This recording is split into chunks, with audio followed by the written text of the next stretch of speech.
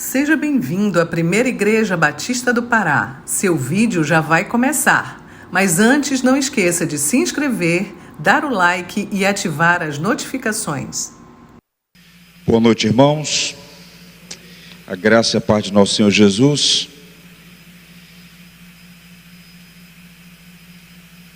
Se o bom Deus permitir, amanhã regresso ao Rio, para a família, para a igreja, para o ministério que o Senhor confiou a nós ali. Mas volto com o coração jubiloso, alegre, e muito encorajado pelo que eu vi e ouvi esses dias aqui. Oro pelos irmãos, a fim de que esta igreja se fortaleça a cada dia e prossiga no cumprimento da missão. Mais uma vez eu quero tornar pública minha gratidão pela maneira tão gentil e carinhosa com a qual tenho sido recebido, especialmente pelo Ministério de Evangelismo e Missões. Que o Senhor abençoe essa equipe maravilhosa. A igreja continue coesa, unida, firme no propósito de tornar o nome do Senhor Jesus Cristo conhecido aqui em Belém, no Pará, e em todo o mundo. Quando estiverem na cidade maravilhosa, por favor, nos deem a alegria de visitar a nossa igreja, estar conosco ali, como alguns de vocês já o fizeram. Eu sei que muitos dos irmãos têm assim algum receio em relação ao Rio de Janeiro, pelo que ouvem na televisão. Eu posso garantir aos irmãos que é um pouco mais complicado. Mas como essa é uma igreja de santos, de príncipes de Israel, basta lembrar do Salmo 91. 1000 cairão ao teu lado e 10.000 à tua direita, mas tu não serás atingido. Vai na força de Gideão e vai dar tudo certo. Meus irmãos, por favor, abram a Bíblia no livro de Atos, capítulo 17, leremos os versos 16 a 23.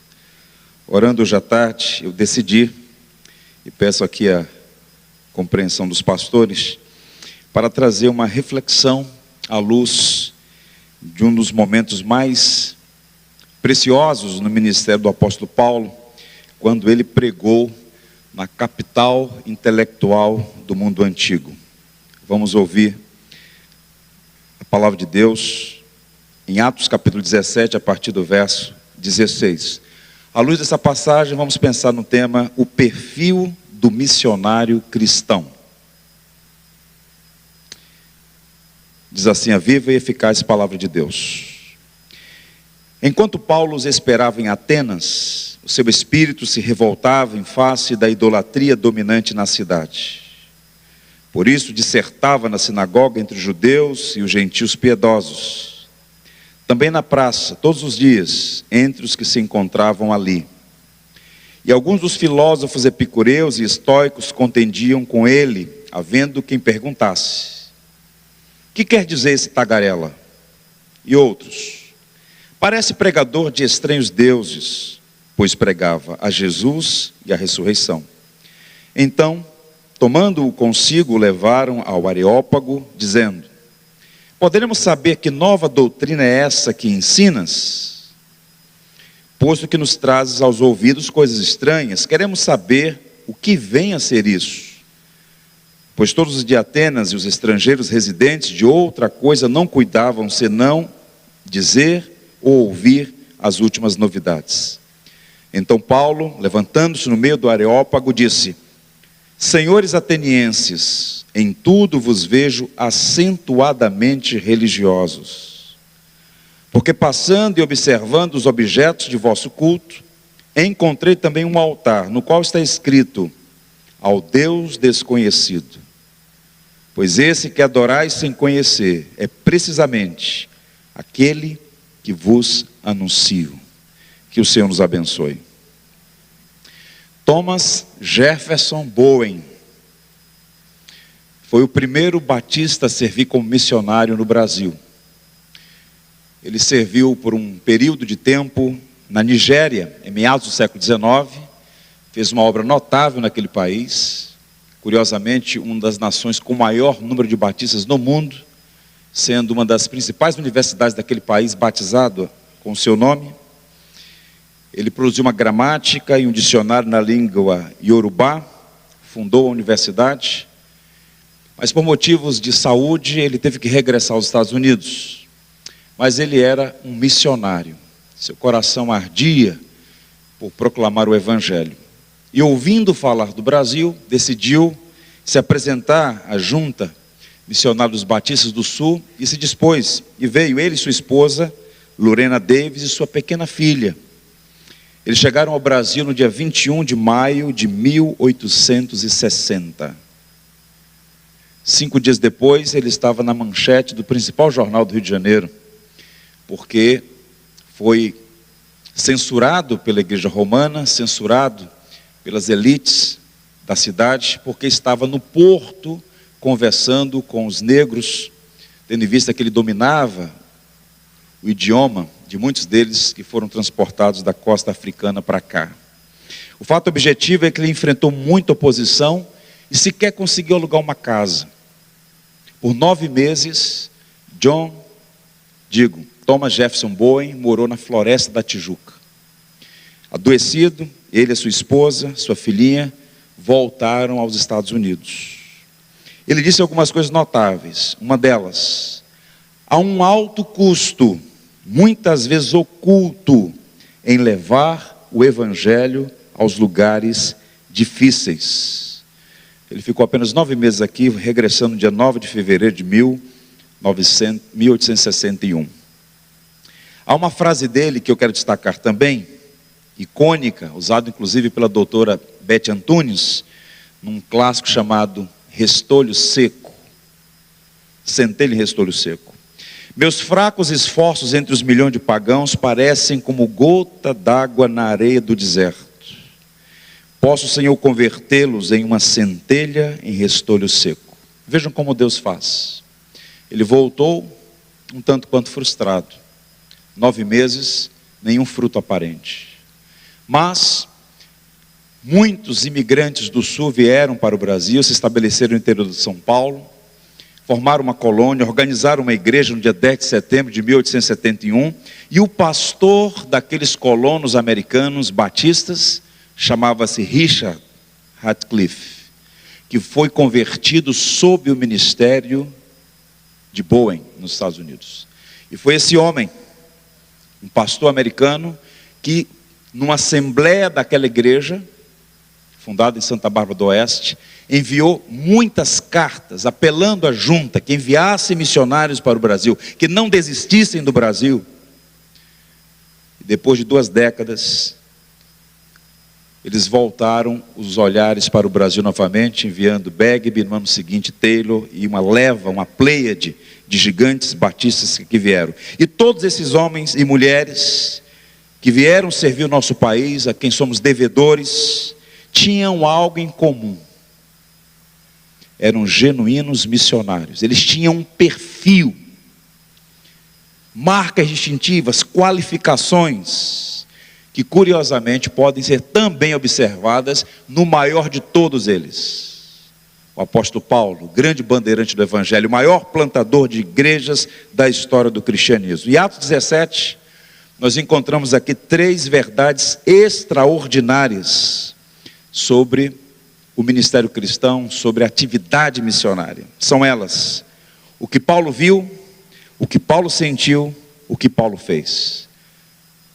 Quero a atenção dos irmãos para compartilhar então o perfil do missionário cristão. Vejamos, o que Paulo viu? A idolatria por trás da beleza. O verso 16 é muito claro. Enquanto Paulo esperava em Atenas, o seu espírito se revoltava em face da idolatria dominante na cidade. Qual é o contexto dessa expedição em Atenas? Paulo está na Europa. No capítulo 16, por desígnio da providência, ele atravessa o Egeu e pela primeira vez o Evangelho chega no continente europeu, que no futuro seria o celeiro que o Espírito Santo iria usar para levar o Evangelho aos confins da terra. Ele chega em Filipos, segue para outras cidades, vai a Tessalônica. Em 3 semanas o Evangelho é pregado com autoridade, uma igreja surge ali, e junto com essa igreja, oposição ao Evangelho. Paulo tem que sair de lá fugido, corrido, desce para Atenas e fica aguardando seus outros companheiros de missão. E enquanto ele está em Atenas, ele faz uma incursão pelaquela cidade. Famosa cidade, a principal cidade da Grécia. Uma cidade que era o epicentro do saber a casa da filosofia. Era uma cidade sem rivais, em muitos aspectos. No campo da arte, da literatura e da arquitetura, Atenas era imbatível. A Acrópole, uma antiga fortaleza no topo da montanha, podia ser vista a quilômetros de distância. O Partenon, um templo de múltiplos deuses, altares, tinha uma suntuosidade singular. Havia muitas esculturas feitas pelos artistas mais renomados do mundo greco-romano. A Ágora, mercado central, efervescia de comerciantes vindo de variados lugares do mundo. E no contexto político e cultural de Atenas, ali estava agora o apóstolo Paulo. E essa foi a primeira visita de Paulo à gloriosa cidade de Atenas. E vejam, Paulo era um homem singular, judeu étnico, mas cidadão romano, nascido na cidade de Tarso, uma expressiva cidade. E Paulo conhecia, pelo menos de ouvir falar, de Atenas. Certamente Tarso tinha uma das grandes universidades do mundo antigo. Então, para ele deve ter sido realmente uma experiência muito singular visitar aquela cidade, da qual muito provavelmente tinha ouvido falar muitas vezes. Todavia, Paulo era um homem de grande estatura espiritual, de ampla visão espiritual. E ele enxergou outras coisas por trás da beleza da cidade. Sim, havia beleza, arte por todo lado, alta engenharia empregada nas construções, nos edifícios, mas por trás da beleza ele viu a idolatria. A idolatria saltou aos olhos de Paulo, pois ele era capaz de enxergar a realidade por trás da aparência. Um exercício que nós todos precisamos fazer. Enxergar a realidade por trás da aparência.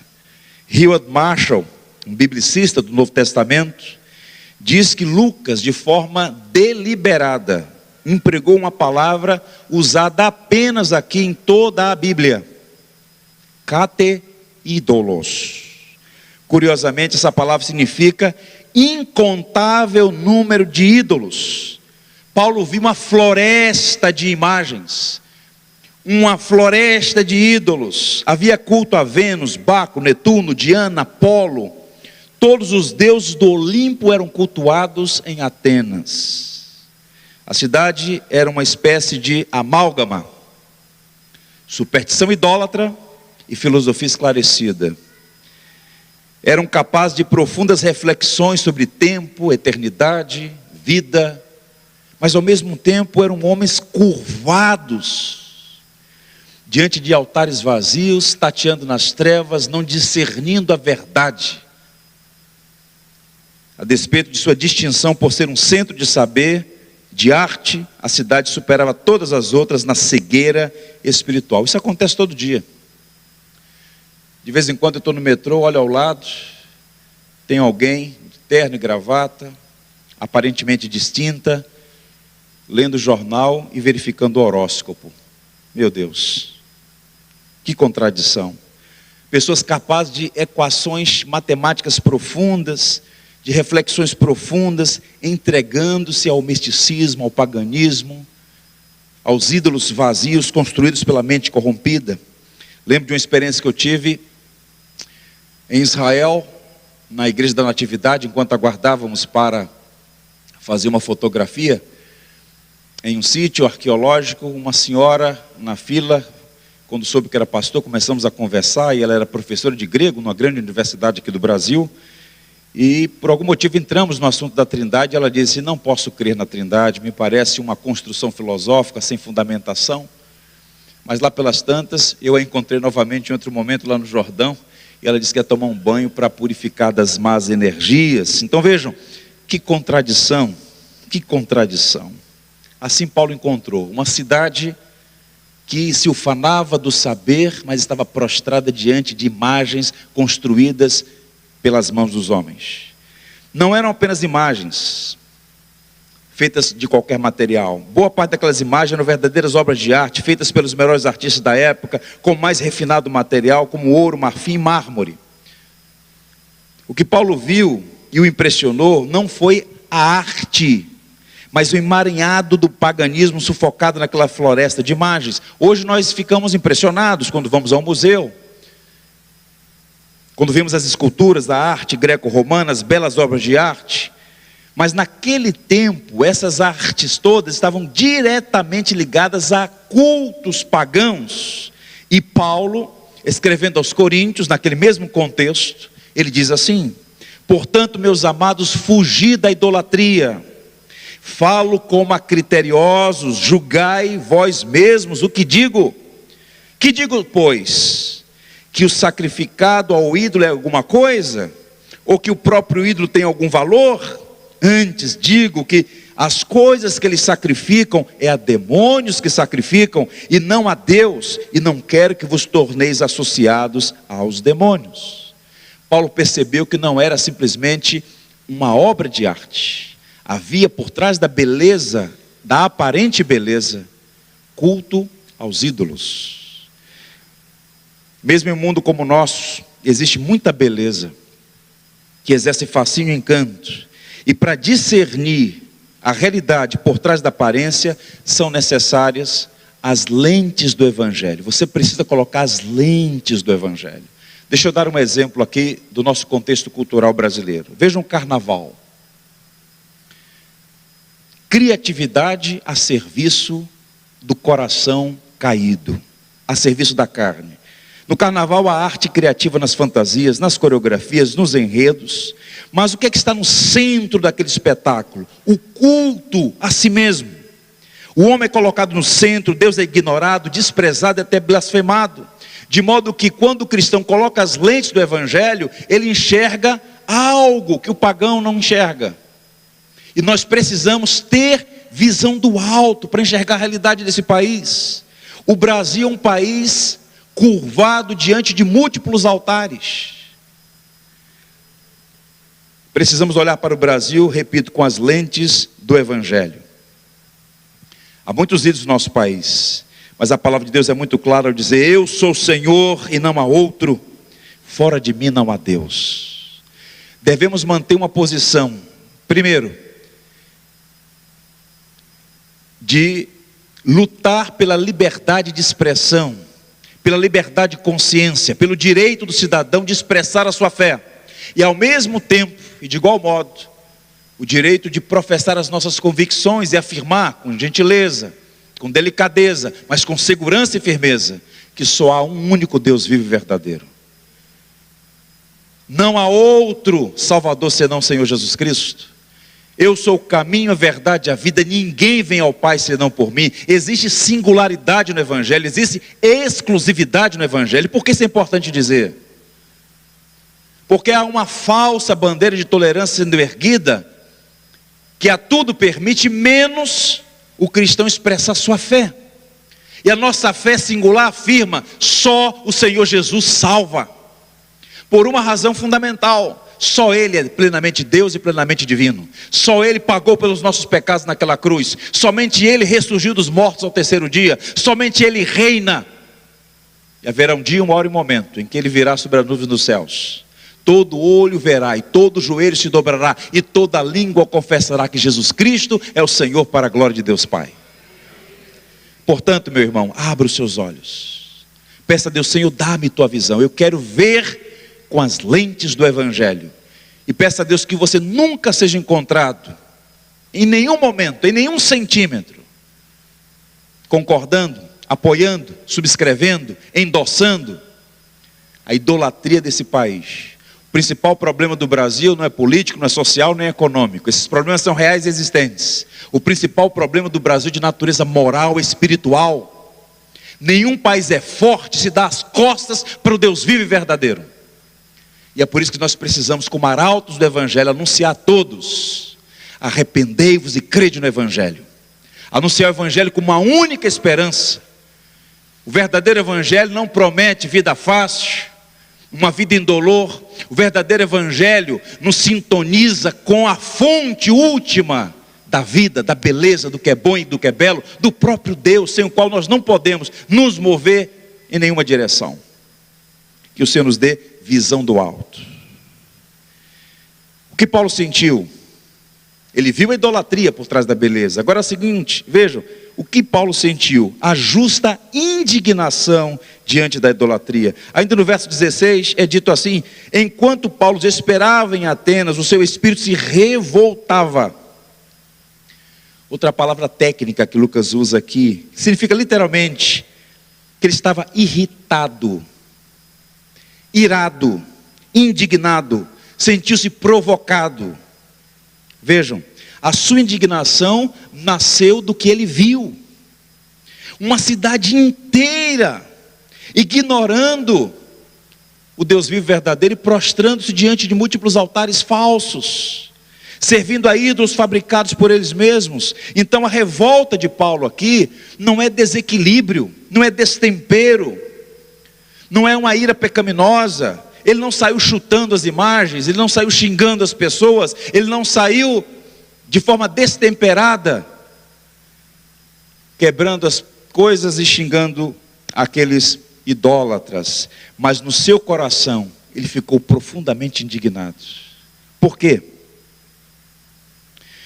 Porque Paulo tinha um princípio que deve estar presente na nossa vida: amar o que Deus ama e aborrecer o que Deus aborrece. Essa é a marca de um homem santo: amar o que Deus ama e aborrecer o que Deus aborrece.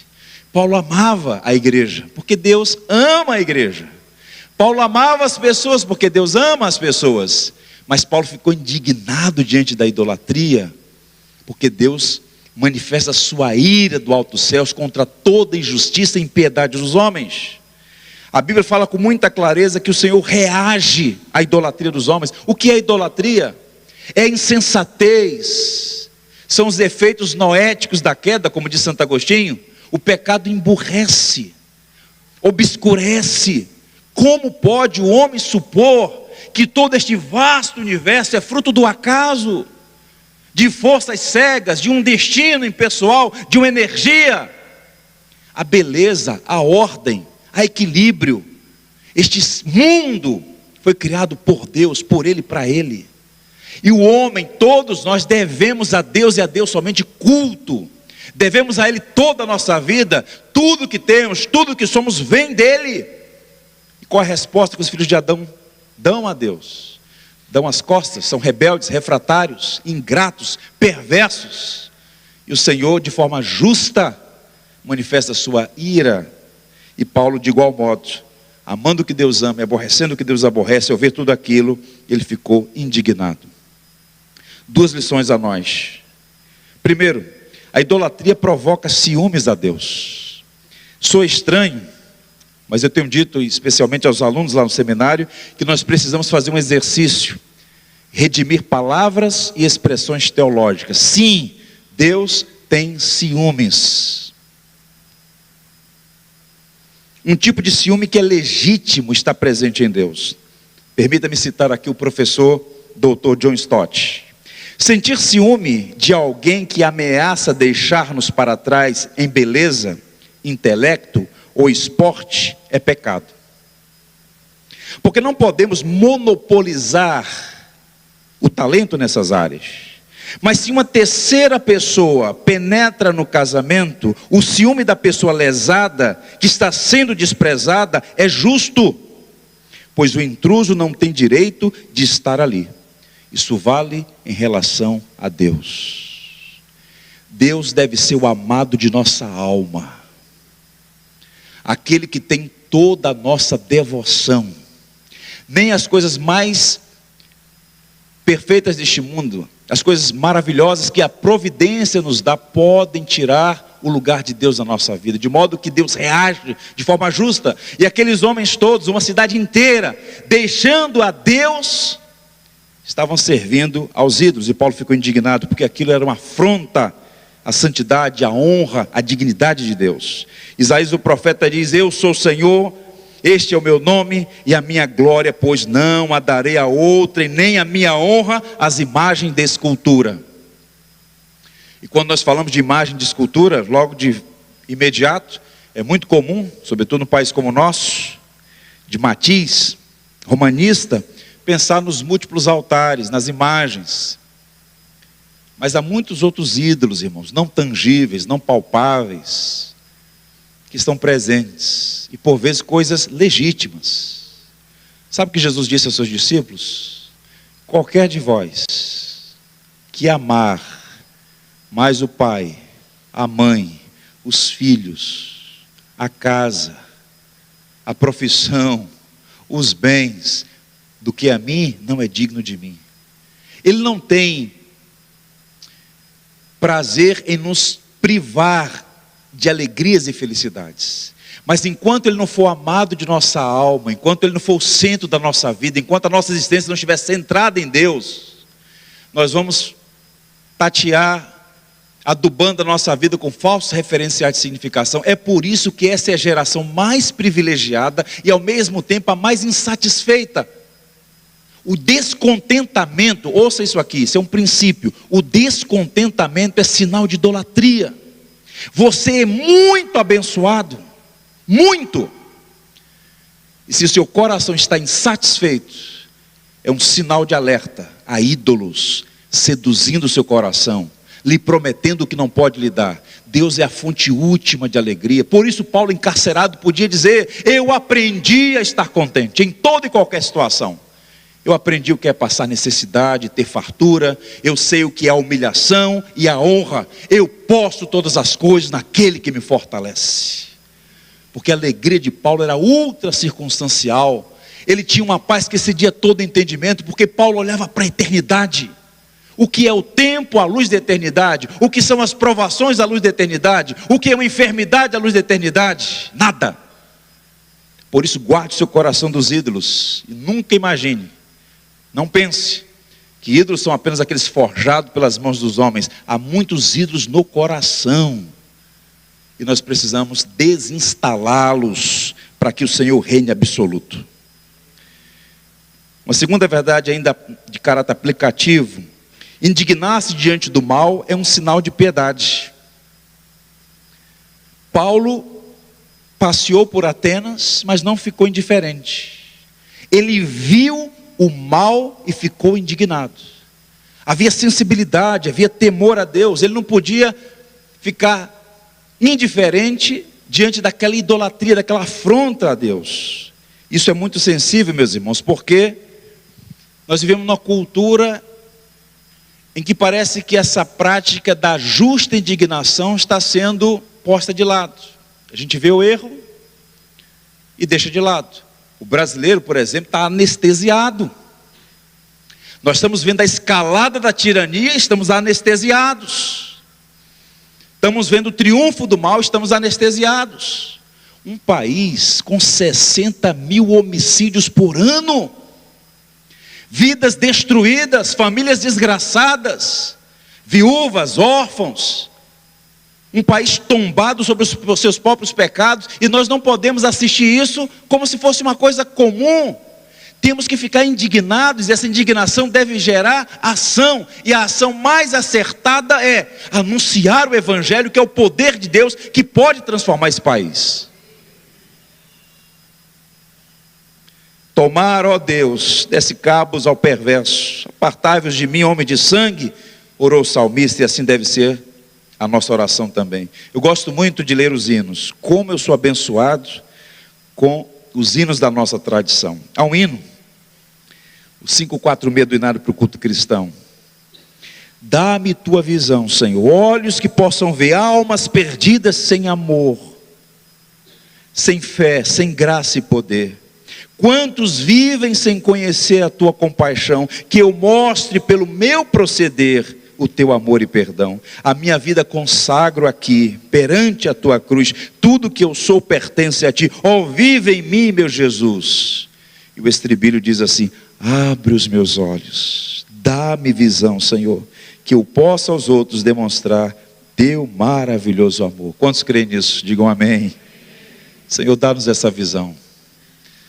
Olhar para o mundo com os teus olhos, indignar-se diante do pecado e ao mesmo tempo ser movido de compaixão em direção a esses que estão tateando nas trevas. E por fim, o que Paulo fez? Ele viu a idolatria por trás da beleza, ele sentiu indignação, mas Paulo também agiu. O que Paulo fez? Pregou o Evangelho. Veja o verso 17: Existe uma inter-relação de termo aí. Começa assim o verso 17. Por isso, conectando o que ele está a fazer com o que ele viu e sentiu. Por isso, dissertava na sinagoga entre os judeus e os gentios piedosos, também na praça todos os dias, entre os que se encontravam ali, e alguns dos filósofos, epicureus e estoicos contendiam com ele, havendo quem perguntasse: que quer dizer esse tagarela? E outros: parece pregador de deuses estranhos, pois pregava a Jesus e a ressurreição. Que maravilha! Paulo começou a pregar por uma razão muito simples. Ele era um homem experimentado, alcançado pela graça, comissionado pelo próprio Cristo ressurreto, e ele sabia que o método de Deus para romper as cadeias do coração, para romper as escamas dos olhos, é a poderosa pregação do Evangelho. Não há poder maior do que esse. A palavra sendo pregada no poder do Espírito destrói fortalezas, e ele fez isso nas sinagogas, na praça e no Areópago. Quanta lição nesse texto precioso. Veja a capacidade, a graça que esse homem recebeu. Ele começou a pregar o Evangelho. Ao ver um altar ao Deus desconhecido, ele usou aquilo como ponto para argumentação e disse: olha, senhores, eu vejo em tudo senhores muito religiosos. Detalhe: não há registro na civilização humana de nenhum povo ateu. Ateísmo é firula filosófica construída no século XVIII. Todo homem é religioso. A distinção é qual é o objeto da adoração. Ninguém vive sem adoração. Que é a igreja? Uma congregação de remidos que adoram o Deus vivo e verdadeiro. E Paulo viu que eles estavam adorando, só que estavam adorando falsos deuses. E ao ver um altar ao Deus desconhecido, Paulo então pega aquilo como gancho e começa a pregar. E ele prega a 3 grupos de pessoas em 3 lugares diferentes. Quanta lição para nós aqui. Acompanhe. Primeiro, aos religiosos da sinagoga. Dissertava entre judeus e gentios piedosos. Sua mensagem muito provavelmente foi a mesma que ele pregou em Tessalônica. Jesus de Nazaré é o Messias esperado, o Filho de Deus, Salvador de todo aquele que crê. O equivalente mais próximo da igreja, da sinagoga hoje, é a igreja. Paulo pregou para pessoas que já estavam, digamos assim, alinhadas com o monoteísmo, alinhadas com Deus de Israel, no caso a sinagoga. E nós precisamos pregar aqueles que frequentam as igrejas. Eu digo a vocês, meus irmãos, sem medo de errar. Muitas pessoas que vêm às igrejas podem fazê-lo pelas mais variadas razões, e muitas vezes por força do hábito religioso, sem que de fato conheçam o Evangelho da graça. Os evangélicos no Brasil precisam conhecer o Evangelho. Henry Martyn foi um missionário inglês, um anglicano, evangélico, jovem, capaz, da Universidade de Cambridge.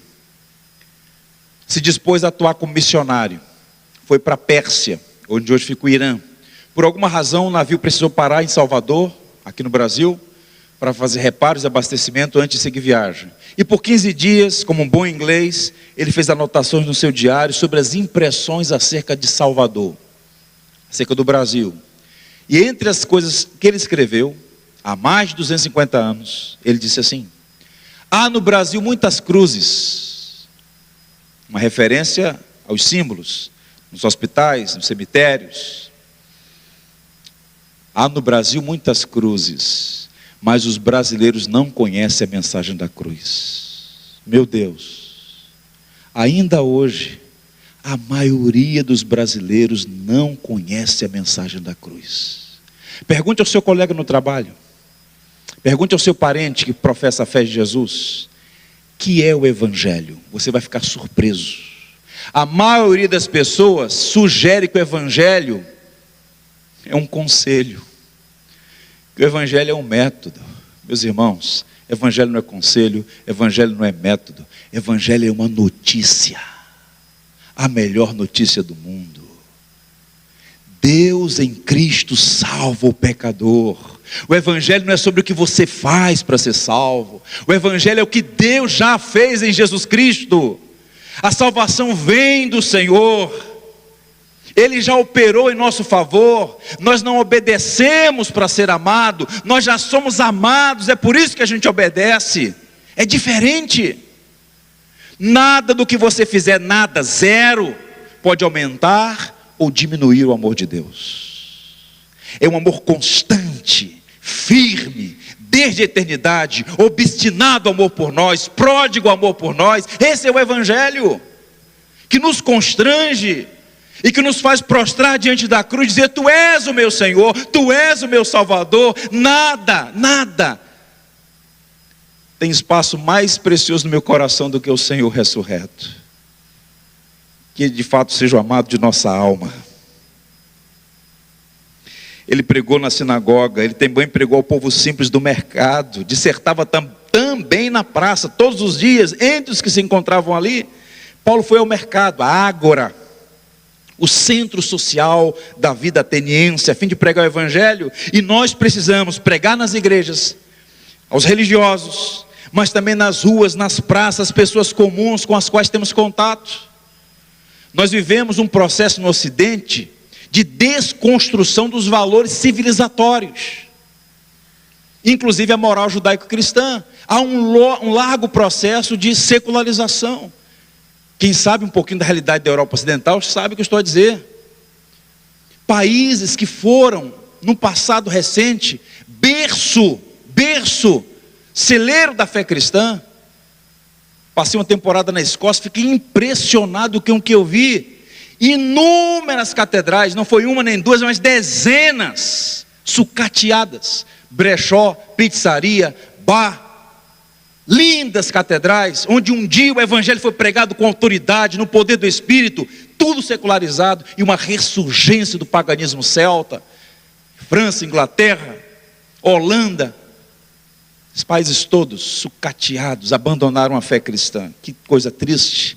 E nós precisamos, meus irmãos, voltar para as praças, pregar o Evangelho às pessoas e anunciar a Jesus Cristo como o único caminho de volta para Deus. Mas também ele pregou aos intelectuais no Areópago. Veja o verso 18. E alguns filósofos, epicureus e estoicos contendiam com ele e o levaram ao Areópago.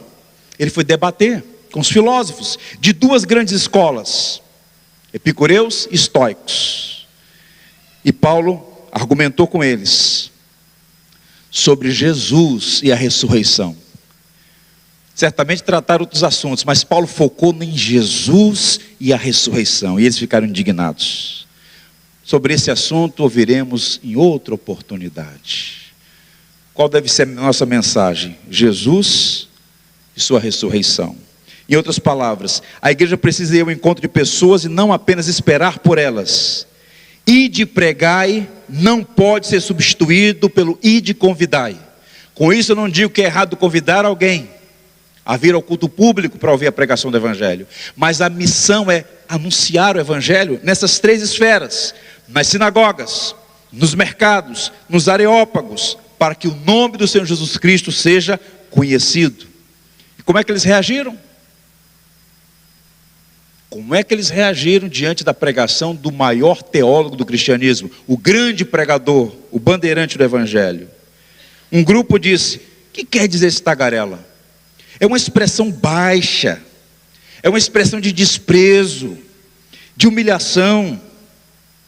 E muitas vezes nós cristãos nos sentimos intimidados com medo da reação das pessoas. Para falar de futebol, à disposição. Para discutir política, à disposição. Para falar de variados assuntos, à disposição. Mas para falar do Evangelho, arrefece. Como é que as pessoas vão reagir? Paulo não tinha essa preocupação.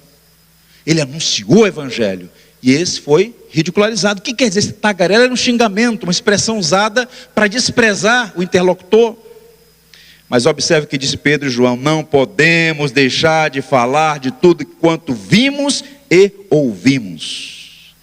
Mas também ele foi prestigiado, porque um grupo disse: que doutrina é essa? E Paulo começou a pregar. Um grupo ouviu o apóstolo Paulo. Em alguma medida Deus usou aquela situação para anunciar o Evangelho a algumas daquelas pessoas. E nós cremos, pelo testemunho da história, que entre aqueles pecadores alguns se renderam ao Evangelho. Eu encerro dizendo aos irmãos duas coisas. Nós estamos numa conferência missionária, desde ontem, pensando, refletindo. Tiago diz assim: é bem-aventurado aquele que ouve e pratica. Quanto encorajamento, quanta exortação. Como pregador, deixo aqui aos irmãos uma recomendação pastoral.